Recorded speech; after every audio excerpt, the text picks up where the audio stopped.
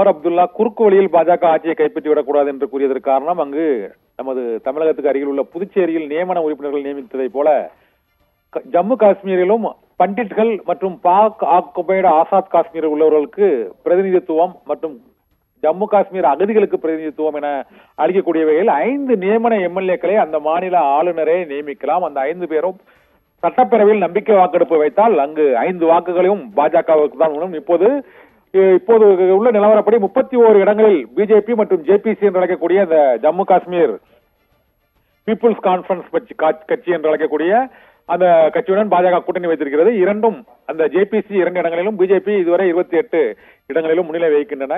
இப்பொழுது அந்த 5 நிபந்தனை எம்எல்ஏக்கள்னா கூடுதலாக ஒரு 5 இடங்களை பெறுவதற்கான வாய்ப்பு இருக்கிறது. இது தவிர சுயேட்சைகள் ஒரு 8 பேர் இருக்கிறார்கள்.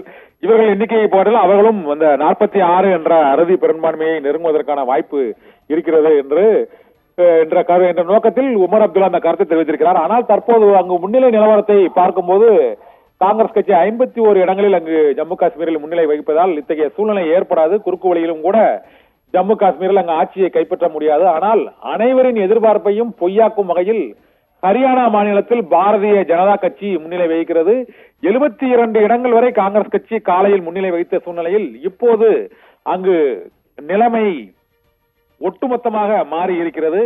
தற்போது 2 கட்சிகளுக்கும் இடையே கடுமையான போட்டிகள் நிலவி வந்தாலும் பாஜக இப்போது 10 தொகுதிகளுக்கும் அதிகமாக காங்கிரஸ் கட்சியை விட அதிக இடங்களில் முன்னிலை வகிக்கிறது. பாஜக 48, காங்கிரஸ் 35 என்ற அளவில் இருக்கிறது. இதனால் ஹரியானாவில் 3வது முறையாக ஆட்சியை கைப்பற்றுவதற்கான இலக்கோடு பாரதிய ஜனதா கட்சி முன்னேறி கொண்டிருக்கிறது. காங்கிரஸ் கட்சி பின்தங்கி இருக்கிறது. இருந்த போதிலும் காங்கிரஸ் கட்சியின் முதலமைச்சர் வேட்பாளராக கருதப்படும் பூபேந்தர் சிங் ஹூடா காங்கிரஸ் அங்கு வெற்றி பெறும் ஹரியானாவில் என்ற நம்பிக்கை இன்னும் இருக்கிறது என்று சற்று முன்பு அளித்த பேட்டியில் தெரிவித்திருக்கிறார்.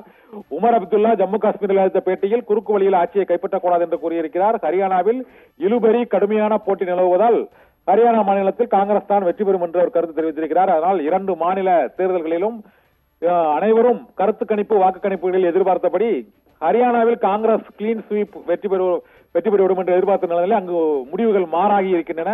ஆனால் இன்னும் 11 சுற்று வாக்கு எண்ணிக்கை இருக்கிறது.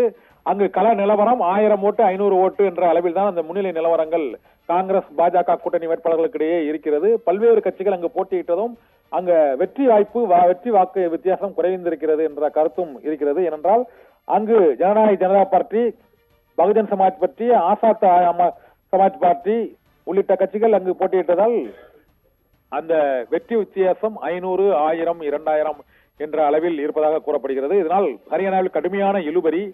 ஜம்மு காஷ்மீரை பொறுத்தவரை தேசிய மாநாட்டு கட்சி காங்கிரஸ் கட்சி ஆட்சி பொறுப்பை கைப்பற்றும் என்றுதான் இப்போதுள்ள நிலவரம் தெரிகிறது. இருந்த போதிலும் அடுத்த கட்ட சுற்று வாக்கு எண்ணிக்கை நிலவரம் போது 2 மாநிலங்களிலும் வாக்கு எண்ணிக்கை எவ்வாறு மாறலாம் என்று தொடர்ந்து நேரலையில் நாம் தெரிவிக்கலாம். பிரவீன்.